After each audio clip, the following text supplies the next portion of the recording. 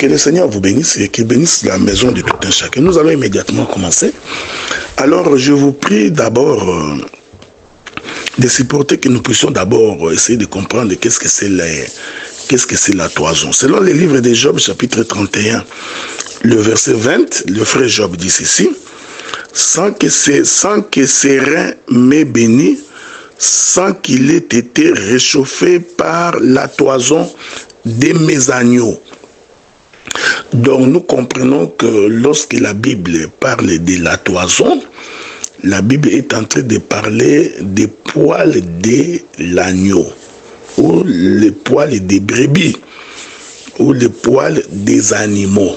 C'est très important.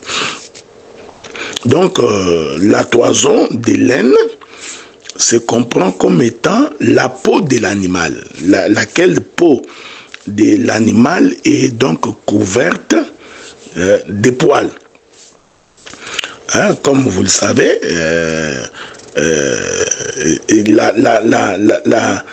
la laine, donc la laine est ainsi considérée comme étant le vêtement de l'animal. C'est important de préciser cela.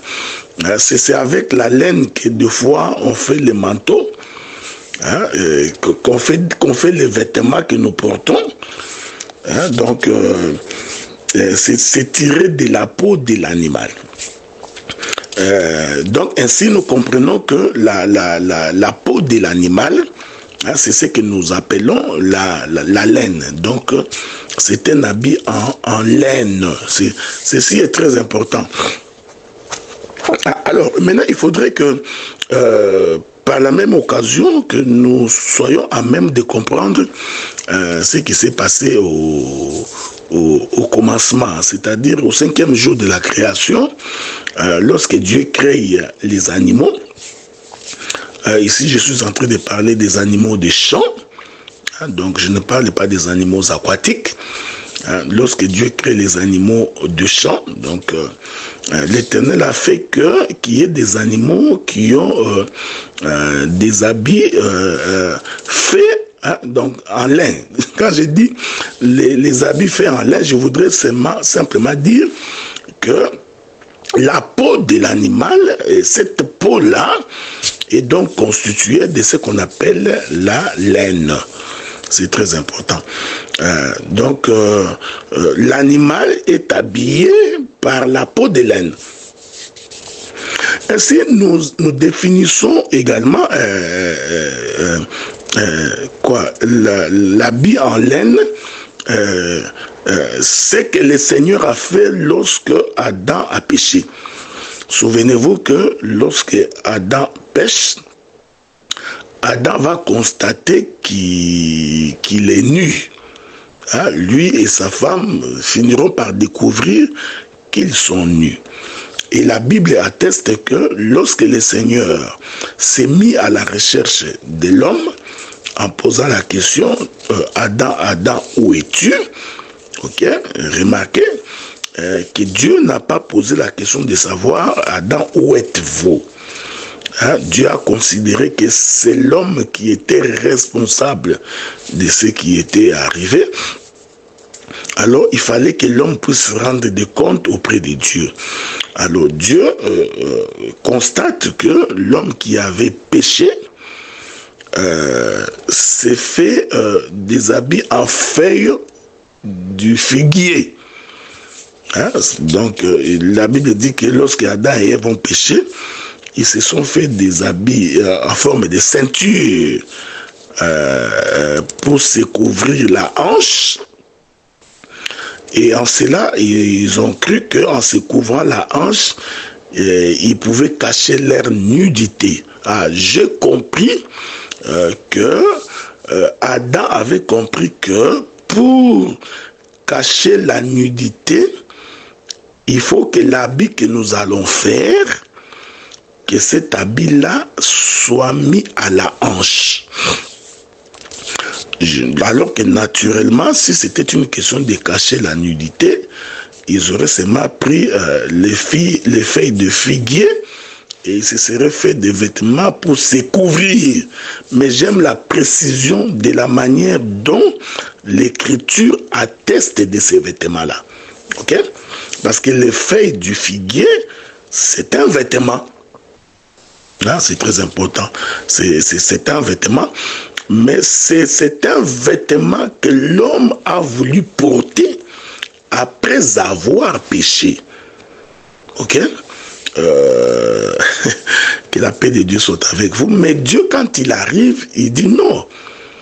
Puisque tu as péché, tu ne peux pas porter les vêtements en feuilles de figuier.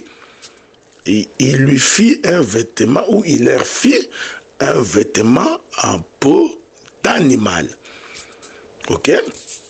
En d'autres termes, il leur fit un vêtement en laine.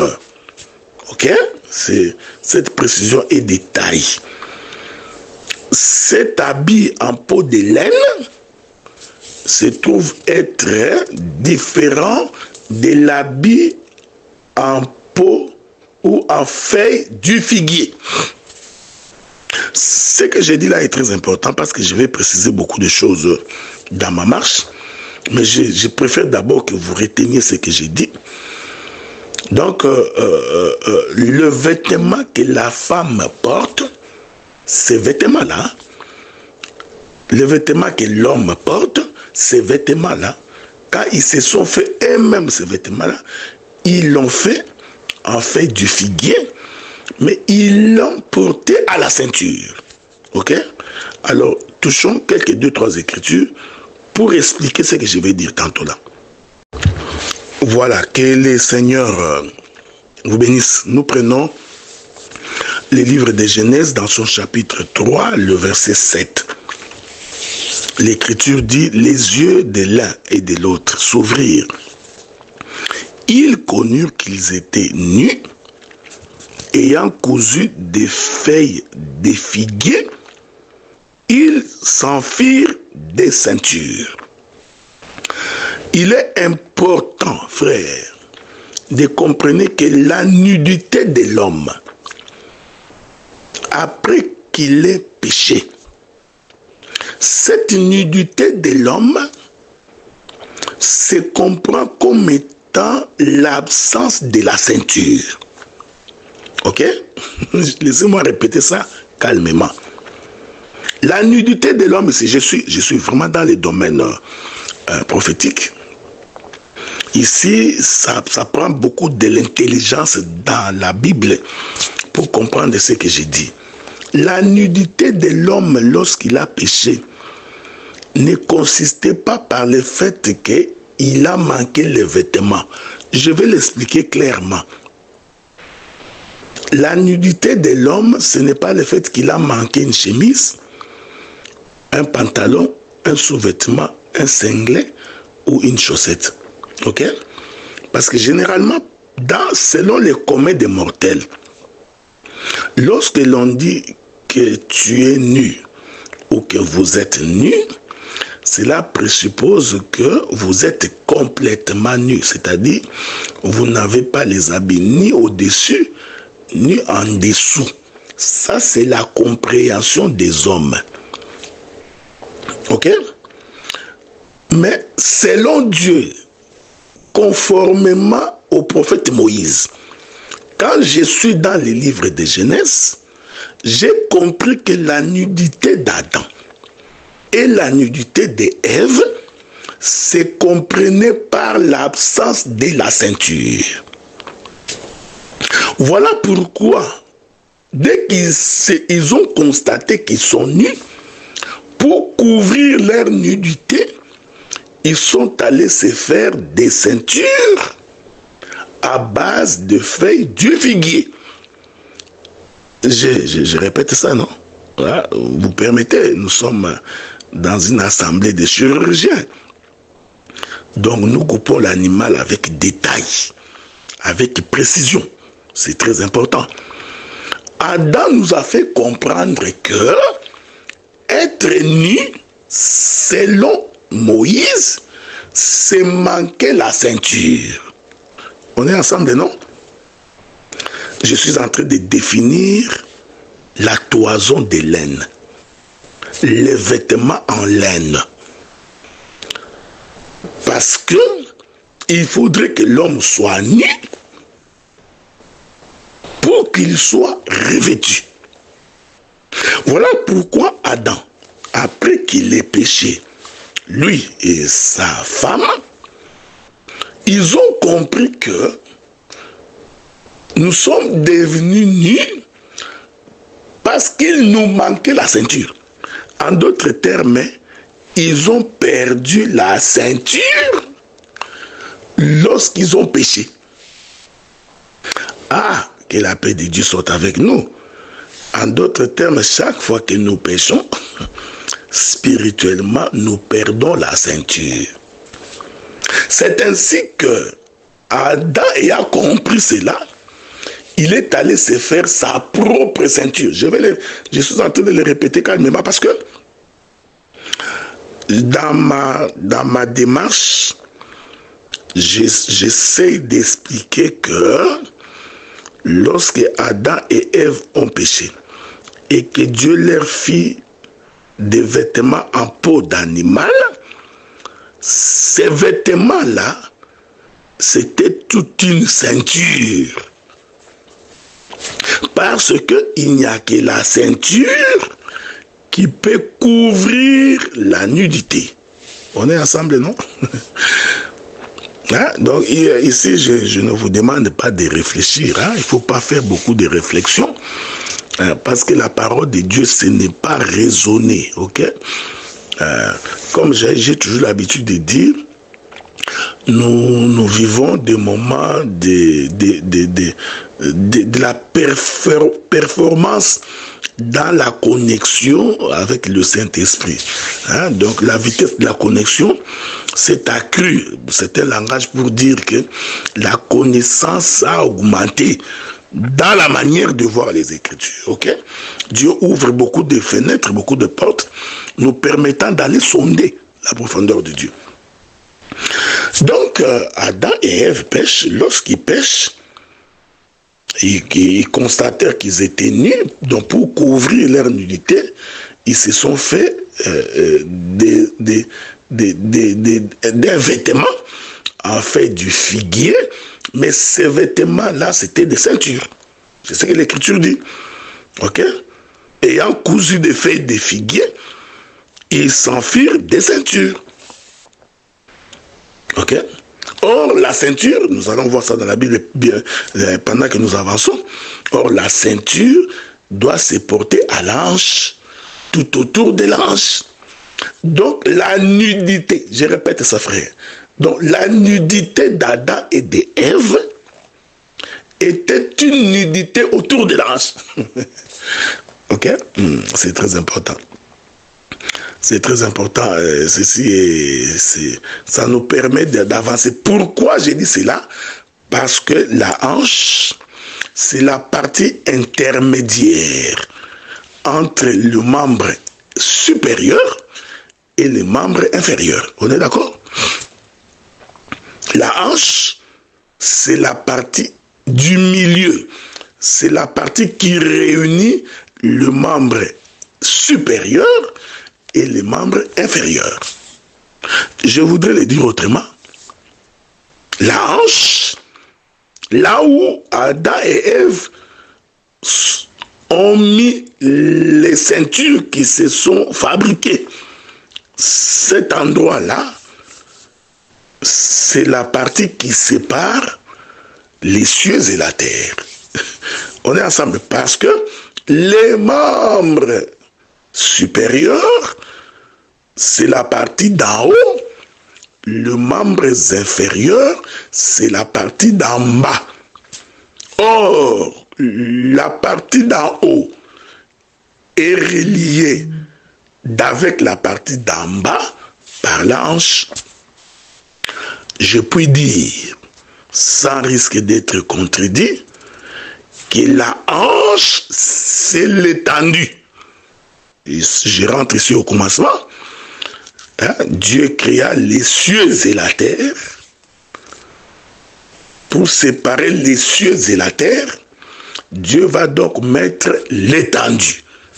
L'étendue, c'est la partie qui relie ciel et terre. Ok? Ce que j'ai dit, je l'ai dit à dessein parce qu'il y a beaucoup de choses à dire. Hein?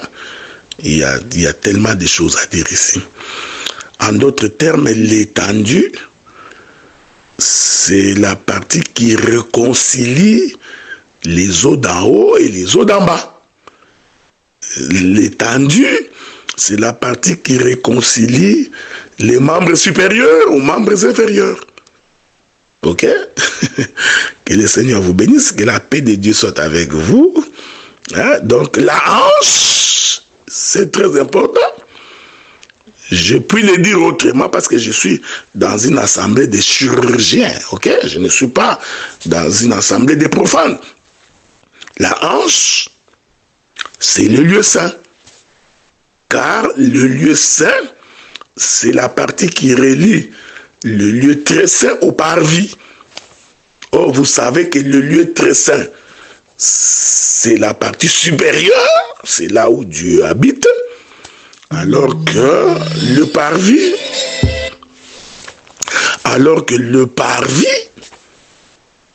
c'est la partie inférieure.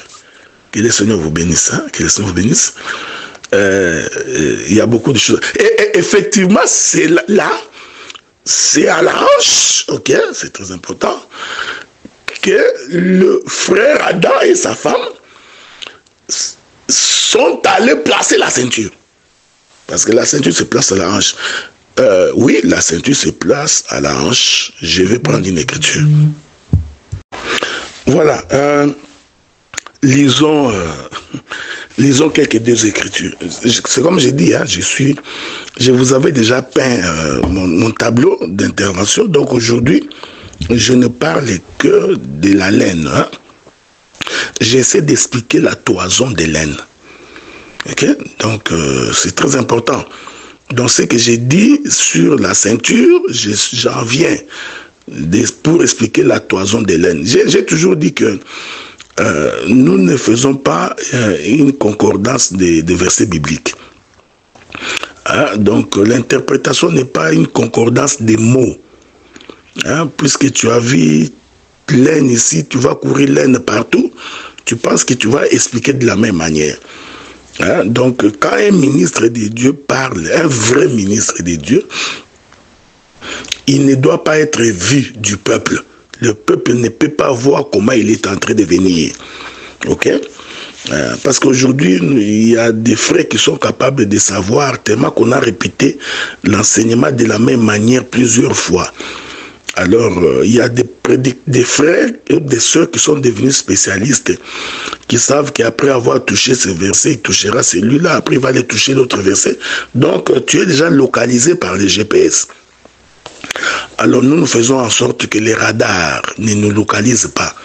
Vous nous verrez tout simplement apparaître au-devant de vous et vous bénirez le nom du Seigneur parce que nous sommes en train de sonder les profondeurs de Dieu. On entend le bruit du vent, on entend, mais on a des difficultés pour localiser de quelle manière il viendra. Je voudrais dire à quelqu'un, ne te pose pas la question comment ça va arriver. Ça arrivera. Ok, comme Marie avait dit, comment est-ce possible, moi qui n'ai point connu d'homme, que je puisse tomber enceinte? Là, je lui dis, sois calme, l'ombre du Tout-Puissant te couvrira. Et du coup, tu seras étonné, tu es enceinte. Que le Seigneur vous bénisse. Je prends Job chapitre 38, verset 3.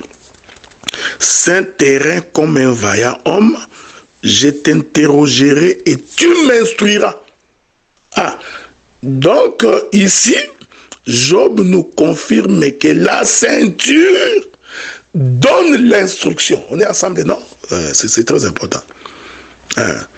Donc, celui qui sait, serein, celui-là a la capacité d'instruire. Ça, c'est ce que Dieu dit à Job.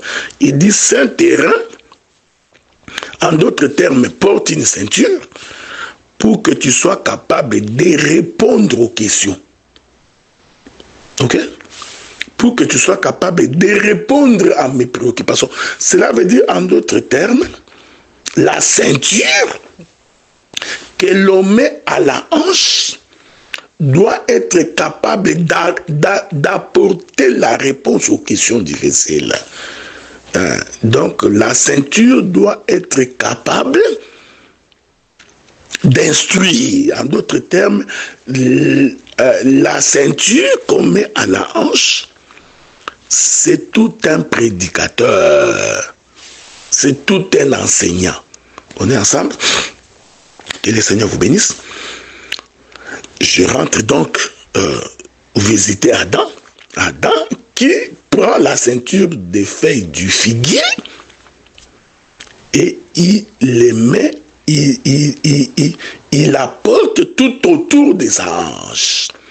Mais vous savez, j'aime la manière dont Dieu vient ce soir-là, pose la question à Adam. Adam, où es-tu? Adam répond, j'ai entendu ta voix parcourir les jardins.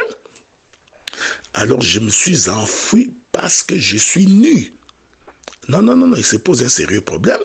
Cependant, Adam avait déjà fait des ceintures en feuille du figuier.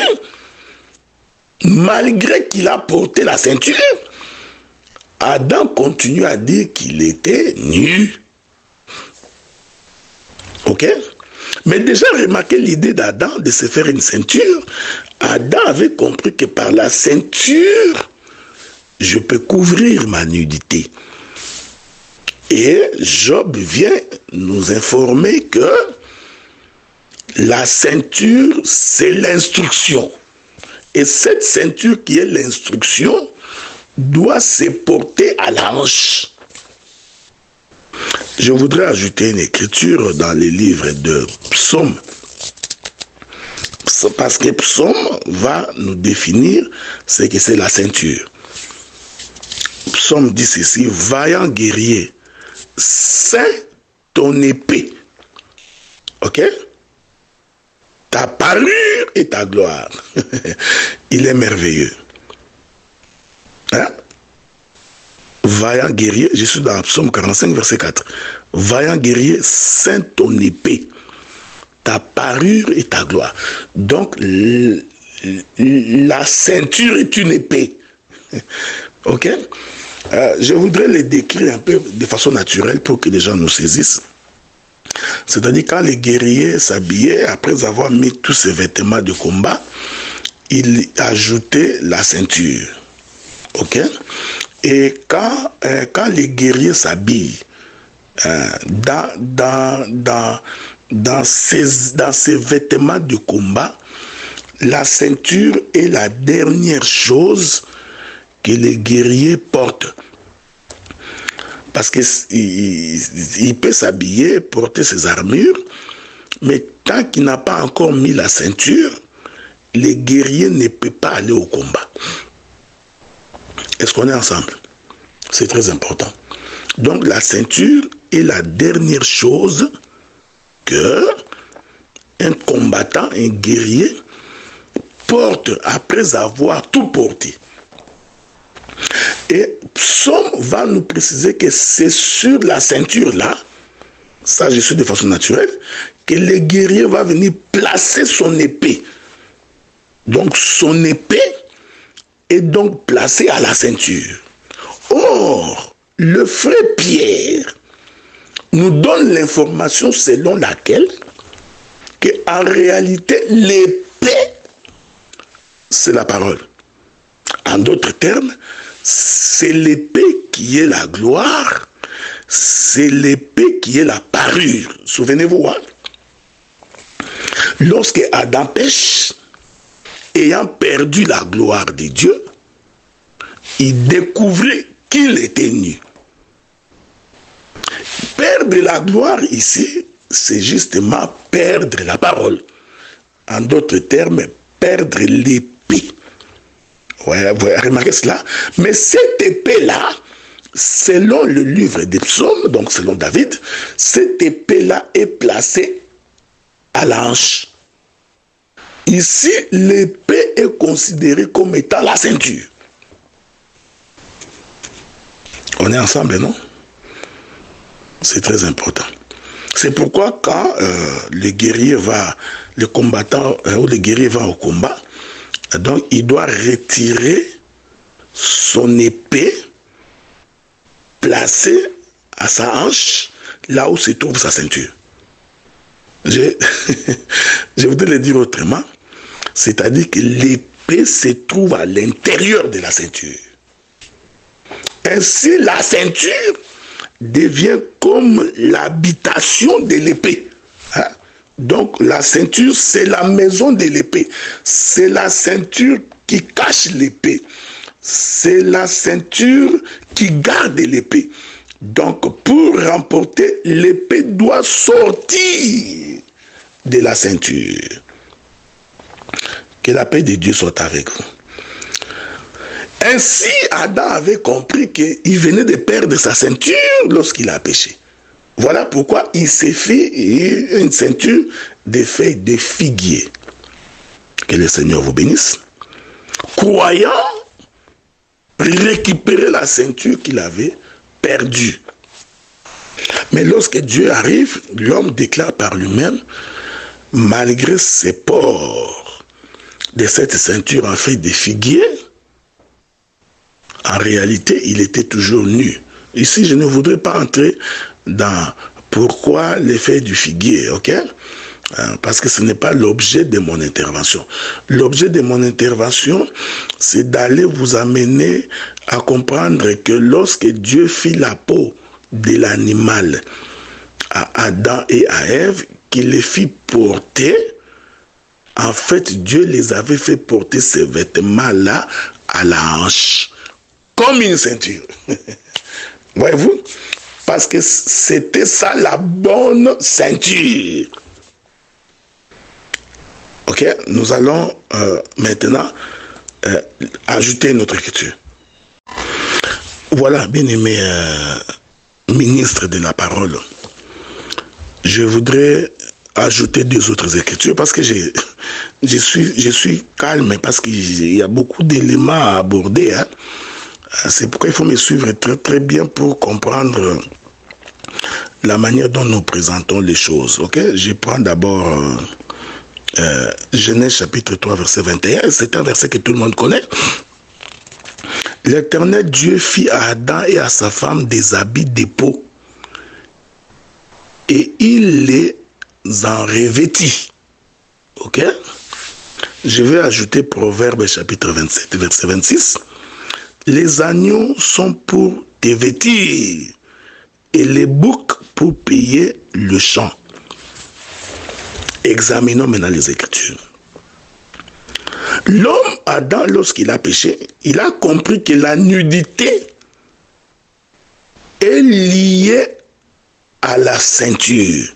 Je vais le dire autrement. La nudité est liée à la hanche. J'ai expliqué ce que c'est la hanche selon la Bible. Ok? Donc d'abord, je l'ai expliqué naturellement que la hanche, c'est la partie du milieu. Ici, les anatomistes ne peuvent pas nous contredire. C'est la hanche qui relie la partie supérieure à la partie inférieure. Voyez-vous? Et c'est autour de la hanche que l'on trouve les reins, lesquels reins constituent l'appareil régulateur du métabolisme de l'homme. Okay? Donc c'est à partir des reins qu'il y a nettoyage, qu'il y a maintenant répartition des différentes ressources, des vitamines. C'est à partir des reins que se fait le triage. C'est pourquoi quand quelqu'un a des reins foutus, son système métabolique ne peut plus fonctionner normalement. Ok? Donc les reins est comme l'appareil catalyseur. Hein? Donc, c'est très important ce que j'ai dit. C'est pourquoi la ceinture se porte au rein. C'est pourquoi Dieu dit aux vaillants guerriers, c'est tes reins. Ok? Donc, mets la ceinture à tes reins. C'est très important. Donc, j'ai défini les reins comme étant la partie reliant ciel et terre.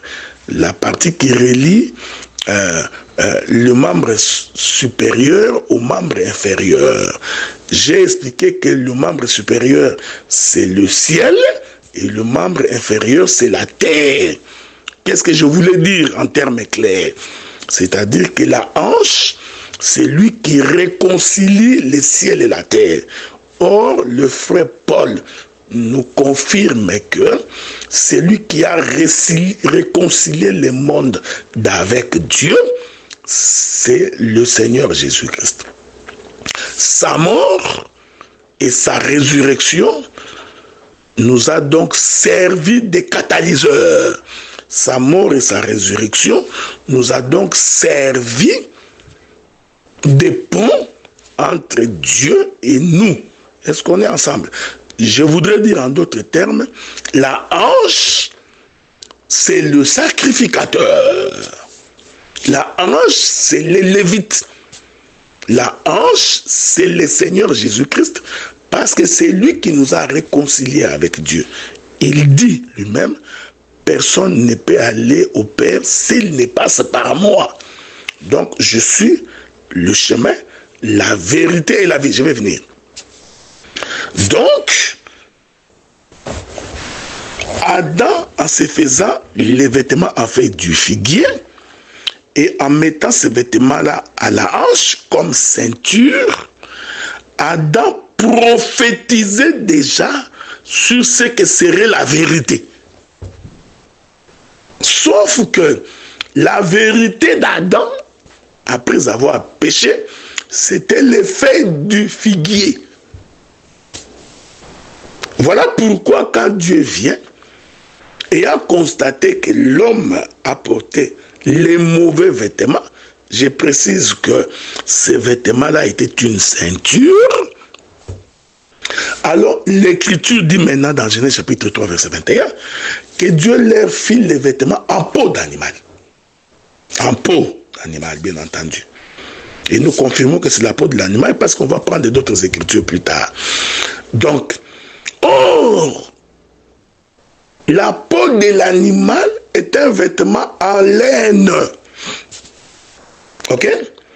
Donc l'animal, sa peau est un vêtement en laine, parce que la laine, c'est les poils. C'est pourquoi quand nous parlons de la tondaison des brebis, de la tondaison d'un troupeau, nous sommes en train de parler de la laine qu'on est en train d'arracher à l'animal. On est ensemble, non? Donc ici, nous comprenons que quand Dieu vient, puisque l'homme devait sortir, Dieu devait le chasser, Dieu lui a fait maintenant l'habit en peau de l'animal. En d'autres termes, Dieu lui a donné les vêtements en laine. C'est très important. Et je voudrais dire, ces vêtements-là en laine, l'homme l'avait aussi porté comme une ceinture. Il est merveilleux. Ok? Voilà, j'aime ça. Donc, c'était une ceinture. Ok? Ici, je ne fais pas les cours de sexologie. Ok? Il ne faut pas aller imaginer une nudité physique, hein, pour aller faire un raisonnement. Non, tu vois, il avait mis ça, Dieu avait mis ça à la hanche pour que ça descende un peu, pour couvrir ses parties génitales. En tout cas, allez prendre l'écriture de Lévitique peut-être pour expliquer ça. Ok? Mais ici, dans Genèse, ne fais pas un raccordement frauduleux. Je refuse que tu fasses un raccordement frauduleux. Il ne faut pas faire un raisonnement. J'ai dit, les vêtements là, que Dieu a fait porter à Adam et à Ève, c'était la peau de l'animal, et cette peau de l'animal est en laine, et cette peau-là a été portée comme une ceinture. On est ensemble, non? Bon. Ne vous en faites pas, j'ai des écritures, je vais les avancer plus tard. C'est pourquoi vous allez remarquer que lorsque le Seigneur Jésus-Christ, il vient pour se faire baptiser. Ceci est très important. Quand Jean-Baptiste le regarde, Jean-Baptiste ne l'a pas vu comme un arbre. Quand bien même qu'Apocalypse témoigne qu'il est l'arbre de vie. Ok? Lui-même d'ailleurs, il a déclaré que je suis l'arbre et que vous êtes les serments. Ok? Jésus c'est aussi un arbre. Mais quand Jean-Baptiste l'observe au jour de son baptême, Jean-Baptiste les regardant, il dit, voici l'agneau de Dieu qui ôte les péchés du monde. En d'autres termes, Jean-Baptiste avait vu la peau de l'animal. Jean-Baptiste avait vu un animal. Or, l'animal porte les vêtements en laine. C'est très important. Ok? Il y a d'autres éléments pour lesquels je reviendrai probablement mercredi ou demain. Donc, tout ce temps-là, le véritable agneau n'était pas encore connu. Ok? Souvenez-vous que lorsqu'ils étaient dans les pays d'Égypte, Dieu a demandé qu'à la 10e plaie, vous prendrez un agneau d'un an, vous l'immollerez, ça, tout ça, vous savez. Donc cet agneau-là était une préfiguration de notre Seigneur Jésus-Christ. Mais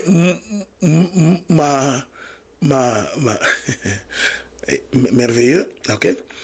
Donc, mon intervention ici, c'est pour expliquer que quand Jésus vient se faire baptiser, en réalité, quand Jean-Baptiste l'a regardé, Jean-Baptiste a vu les vêtements en laine. Il a vu la peau de l'animal en laine. Ceci est merveilleux. Ok? Et quand il est baptisé, donc, c'était une présentation de quelqu'un habillé en peau de... Souvenez-vous que notre texte de base, n'oubliez pas, je n'ai pas oublié ça. Souvenez-vous que notre texte de base, c'est que Gédéon demande à Dieu des choses. La première chose, il demande que la toison en laine, cette toison en laine, c'est tout un animal. Il dit que la toison en laine puisse conserver la rosée. Ok? Ça, c'est la première chose. Dans la deuxième demande, il demande à ce que la toison en laine puisse dégager la rosée. Parce que dans la première demande, il dit que la toison conserve la rosée et que la terre soit sèche. Dans la deuxième question, préoccupation, il demande à ce que la toison se vide de l'eau afin que la terre soit mouillée. Ok? Ainsi, nous comprenons, je ne voudrais pas anticiper, je voudrais que vous reteniez cela parce que nous allons revenir après. Donc, quand Jésus venait se faire baptiser, c'est Jésus-là, c'est toute une toison en laine. Parce que la toison en laine, or la laine, c'est la peau de l'animal. Donc, la toison en laine, c'est le vêtement de l'animal. Ok? Donc, quand Gédéon parle de la toison en laine, il est en train de voir un homme habillé en peau de l'animal. Est-ce que vous comprenez ça? C'est ainsi que l'écriture va maintenant venir nous aider pour préciser que lorsque nous parlons de la hanche, là où la ceinture doit être portée, que j'ai identifié comme étant la hanche, la ceinture, la hanche comme étant les lieux où l'épée doit être placée, selon le livre des psaumes. Ceins-toi de ton épée. Donc l'épée est devenue une ceinture. N'oubliez pas que cette ceinture-là qui est l'épée doit avoir la capacité de relier le ciel et la terre. C'est pourquoi il est placé à la hanche. On est ensemble, non? Et le frère Pierre va confirmer que l'épée, c'est la parole. David dit que cette épée-là, c'est toute une parure. C'est toute la gloire. Donc, ce qui fait la beauté, parce que la parure, c'est la beauté. Ce qui fait la beauté d'un combattant, c'est son épée. En d'autres termes, ce qui fait ta beauté, c'est ton épée. Or, l'épée ici, le frère Pierre l'explique comme étant la parole. Cela veut dire ce que nous mettons à la ceinture, en réalité, c'est la parole. C'est pourquoi Dieu dit à Job, Saint-toi, je te poserai des questions et tu m'instruiras. Ah, donc, tout instructeur, c'est quelqu'un qui porte avec lui une ceinture. Laquelle ceinture lui permet de relier ciel et terre. C'est-à-dire que la terre trouve des réponses apportées par le ciel. Est-ce qu'on est ensemble, non? Donc, le ministre de la parole doit être capable d'avoir la ceinture. Pour être capable d'instruire lorsque les questions sont posées.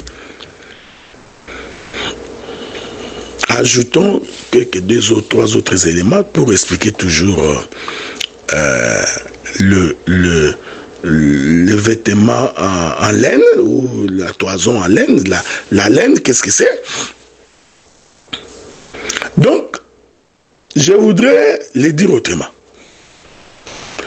En fait, lorsque nous parlons de la peau de l'animal, lorsque nous parlons de la laine, nous sommes en train de parler de la dispensation où le Seigneur quitte le ciel et rentre dans le monde. Je voudrais le dire autrement.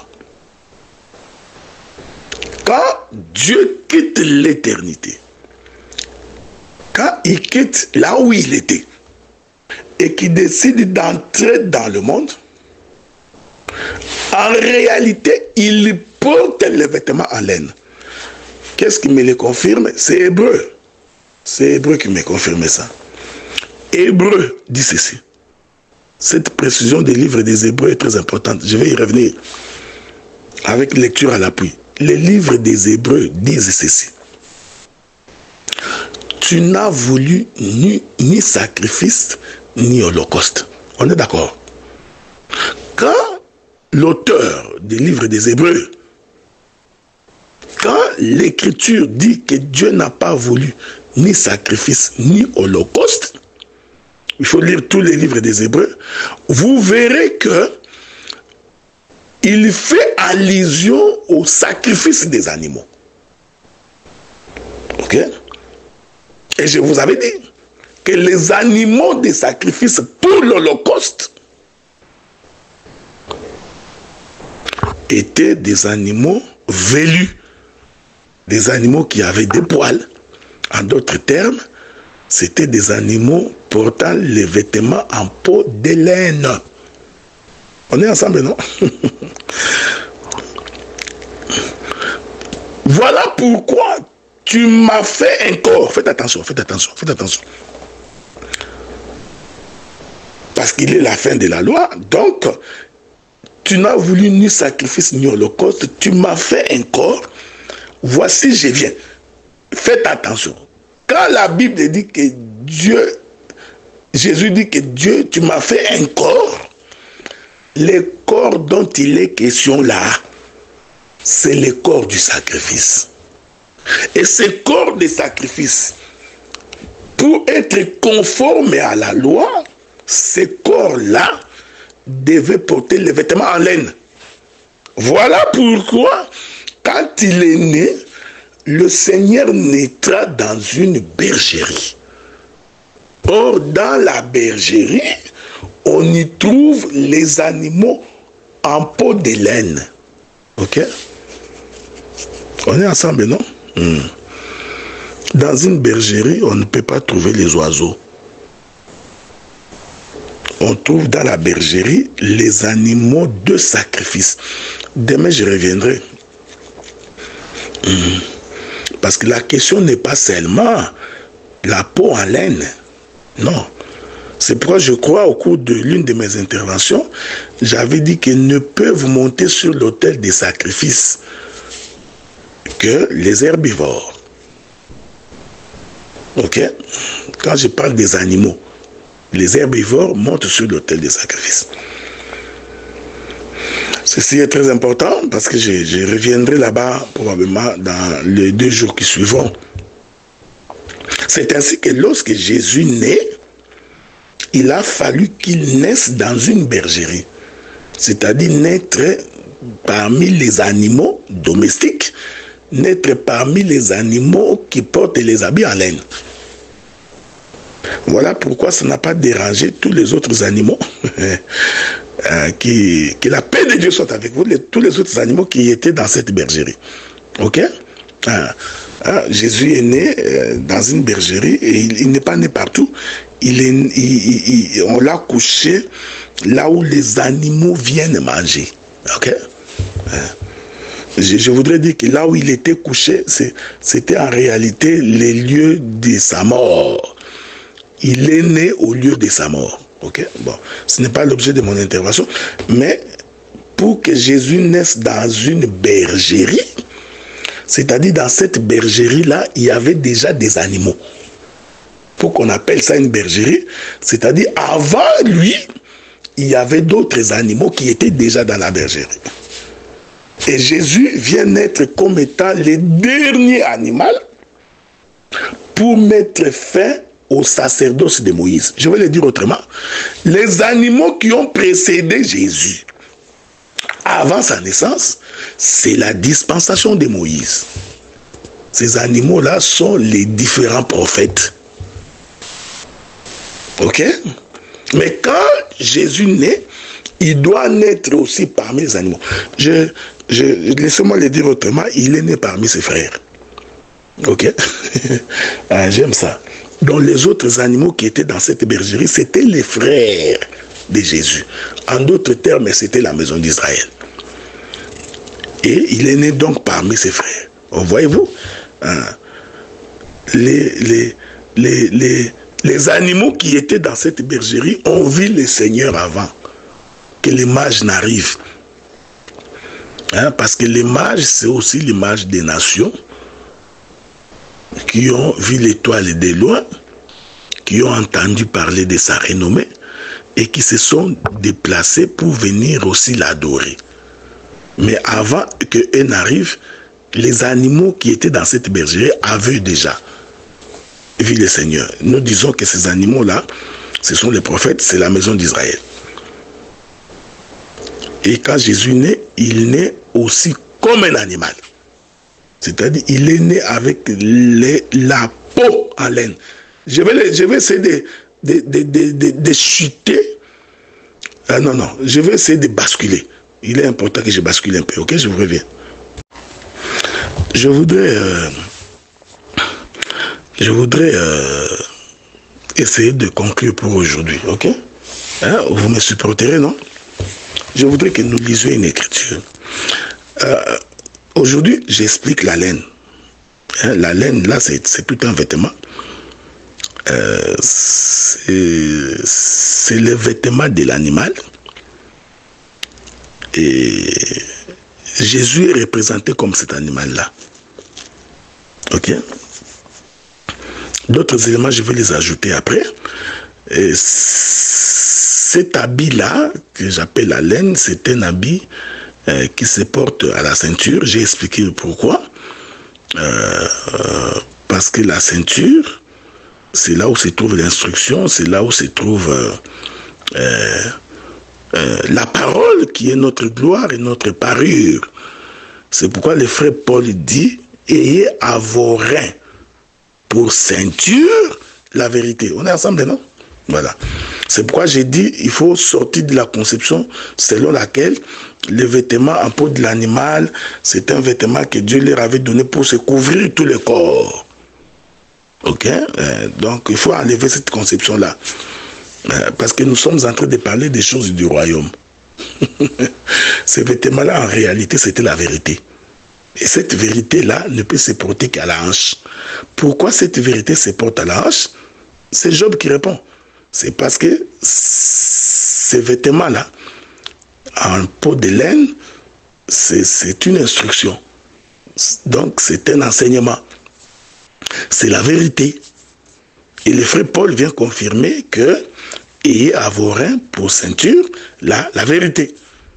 Et c'est tout à fait normal que cette ceinture-là soit portée à la hanche, parce que c'est ce qui relie ciel et terre. Ok? Donc, c'est les lieux saints qui relient les lieux très saints, là où Dieu habite, et le parvis, là où se trouve le peuple. C'est pourquoi vous remarquerez que dans le lieu saint, on va donc trouver la table des pains des propositions avec le pain et le chandelier pour éclairer le pain. Ok? Est-ce qu'on est ensemble, non? C'est très important. Donc, maintenant, je voudrais ajouter une autre écriture, toujours pour expliquer que Jésus, c'est lui, la toison de laine. C'est lui donc cet animal-là, c'est lui le vêtement en laine. Ok? C'est très important. Mais n'oubliez pas que Gédéon va faire une double prophétie sur cette toison de laine. La première, c'est la rétention d'eau. La deuxième, c'est l'aspersion d'eau. Ok? Mais on va y arriver là-bas beaucoup plus tard. Donc, là, Paul dit, donc, dans Romains, il dit, revêtez-vous donc de Christ. Faites attention. Ici, l'homme, ici, ces vêtements-là, ce n'est pas comme ta chemise, ton pantalon, ou ta robe, ou ta jupe. Ça, c'est mal comprendre l'écriture. Ces vêtements-là, dont Paul dit, revêtez-vous donc de Christ, Paul parle de la ceinture. Laquelle ceinture est une vérité. C'est pourquoi il dit, vous connaîtrez la vérité vous affranchira. Voilà. Alors, je vais finir là, bientôt. Le jour où Jésus naît, je suis dans le livre de Luc chapitre 2, le verset 12. Il est écrit, et voici à quel signe vous reconnaîtrez, et voici à quel signe vous les reconnaîtrez. Vous trouverez un enfant emmailloté et couché dans une crèche. Je répète ça. Vous trouverez un enfant emmailloté et couché. C'est ici que je vais conclure mon intervention. Deux éléments prophétiques à retenir ici. Le premier élément, que cet enfant-là est emmailloté. C'est-à-dire, on l'a revêtu. Hein? Ce sont des à cette époque-là, c'est comme des bandelettes, hein, comme des morceaux de tissu. Voilà, voilà. C'est la toison, hein, dont l'enfant est emmailloté. L'enfant est emballé, je vais le dire. Il est merveilleux. L'enfant est emballé. Je voudrais dire que cet habit-là que Marie et Joseph se sont servis pour que Jésus soit emmailloté, cet habit-là, c'est la toison en laine. C'est ce qui faisait la reconnaissance d'un animal. Est-ce qu'on est ensemble, non? Mais une fois emmailloté, l'enfant doit être couché. Il doit être couché où? Dans une crèche. La crèche, c'est l'endroit où viennent manger les animaux. Ok? Ça, ce sont des choses que nous allons développer demain. Donc, l'enfant emmailloté, c'est très important. J'expliquerai ça dans mes prochaines interventions. Cet enfant-là qui est emmailloté, c'est ça l'eau retenue dans la toison de laine.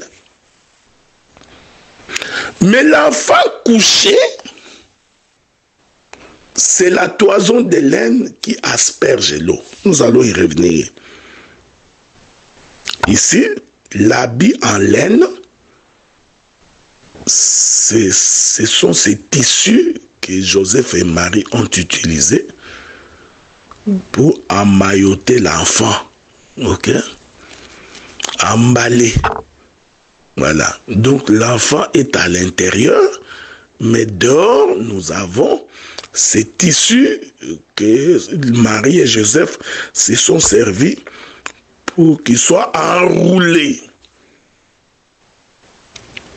Et ces tissus-là, nous disons que c'est la toison de laine parce que c'est la peau de l'animal.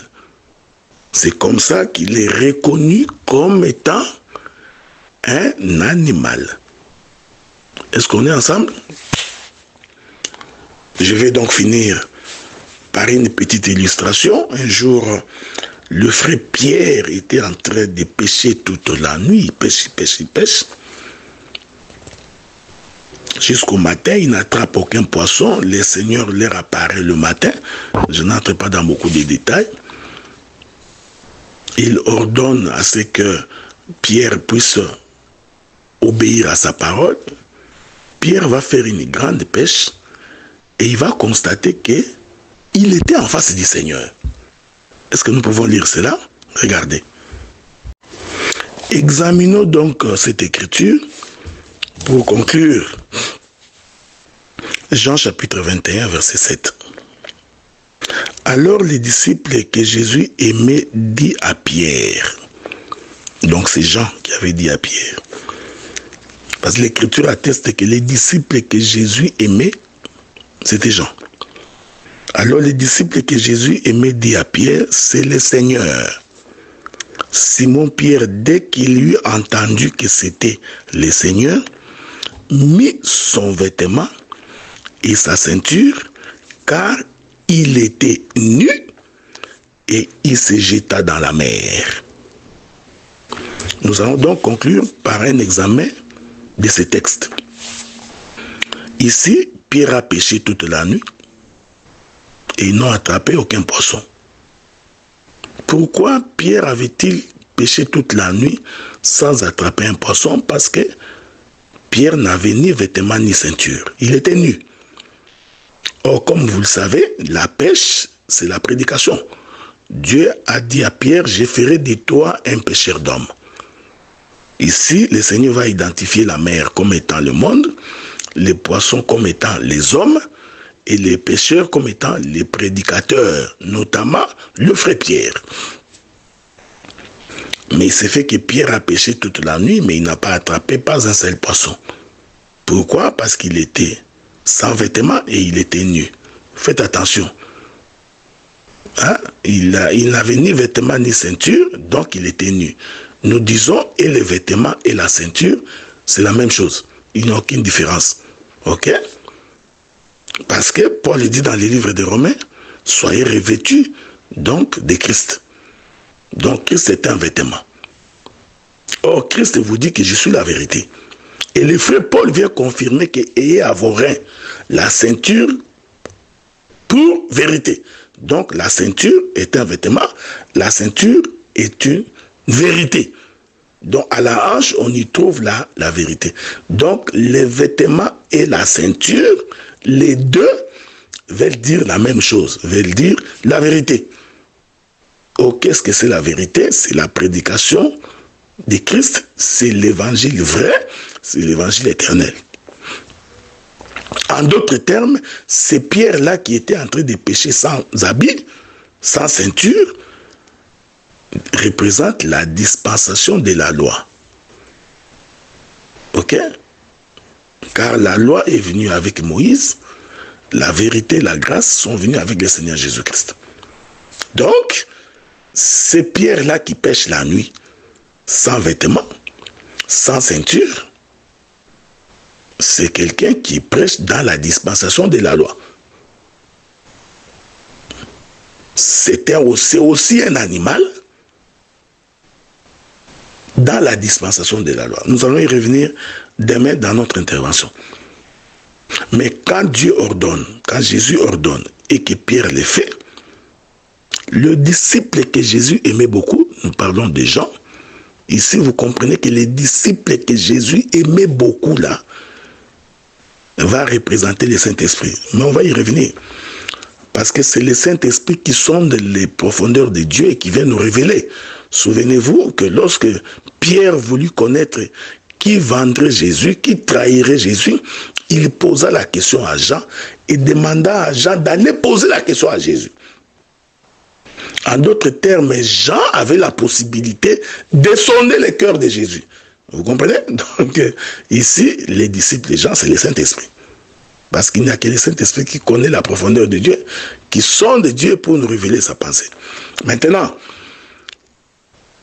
le Saint-Esprit, c'est aussi un enseignant, parce qu'il est écrit, il vous convaincra du péché.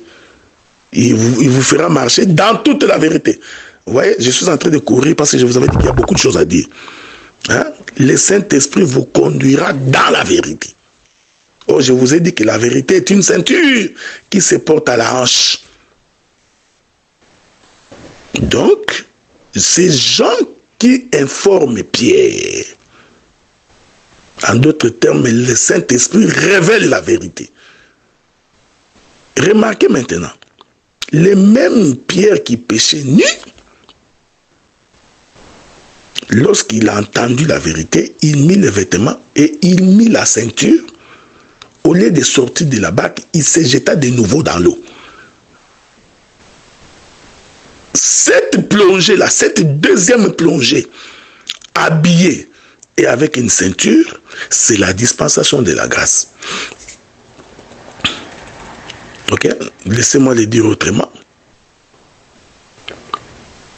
Quand il met les vêtements et la ceinture, en réalité, il venait de porter la peau de l'animal. En laine. C'est important. Et quand il se jette dans la mer, nous comprenons qu'il va dans le monde. En d'autres termes, ici, Pierre devient le ministère de la parole. Il devient, Éphésiens chapitre 4, il devient les ministres. Mais lesquels ministres, pour se jeter dans l'eau, doivent être habillés et porter une ceinture. Oh, le véritable ministre, c'est le Seigneur Jésus-Christ, ok? Or, naturellement, quand quelqu'un porte une robe et qu'il met la ceinture, et qu'il se jette dans l'eau, qu'est-ce qui va arriver? C'est-à-dire, sa robe va être remontée jusqu'au niveau de la hanche. Ok? Parce que l'eau va remonter ta robe jusqu'au niveau de la hanche. La ceinture fera en sorte tout simplement que ta robe ne puisse pas dépasser la hanche, laquelle hanche est sous l'eau. Voilà, bien-aimés frères et sœurs.